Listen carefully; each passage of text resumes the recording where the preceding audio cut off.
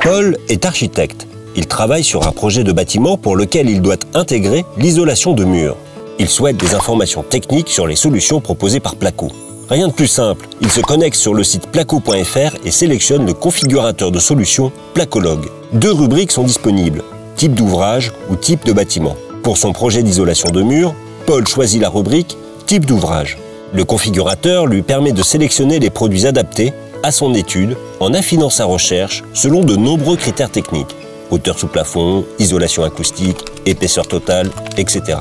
Et surtout, quand Paul a fait son choix, il peut télécharger l'objet BIM de la solution qui lui convient. Il lui suffit d'utiliser son compte gratuit MyPlaco. Joël est plaquiste. Il est consulté pour un projet géré en BIM. Le problème, c'est que Joël n'est ni équipé ni formé au BIM. Il ne peut pas lire ou fournir de maquettes numériques au format IFC. Alors, que peut-il faire? Il lui suffit de se créer gratuitement un compte sur MyPlaco. Sur MyPlaco, Joël va pouvoir créer et suivre ses projets BIM sans téléchargement ni installation de programmes supplémentaires. Une fois connecté, Joël clique sur « Service BIM ».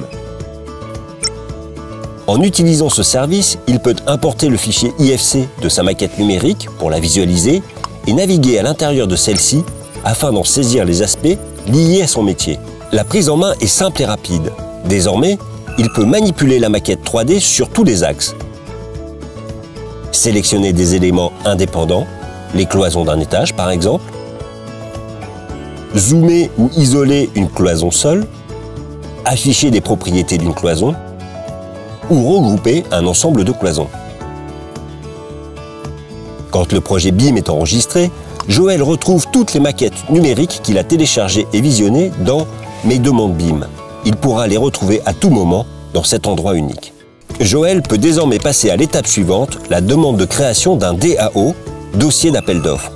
Dans ces demandes BIM, Joël peut, en cliquant sur « Action », passer à l'étape suivante de son projet, faire une demande de DAO, le dossier d'appel d'offres, auprès de l'assistance technique Placo. Cette demande lui permettra de répondre à des projets BIM en toute sérénité. Une fois son dossier complété, Joël clique sur Sauvegarder pour envoyer sa demande à l'assistance technique Placo.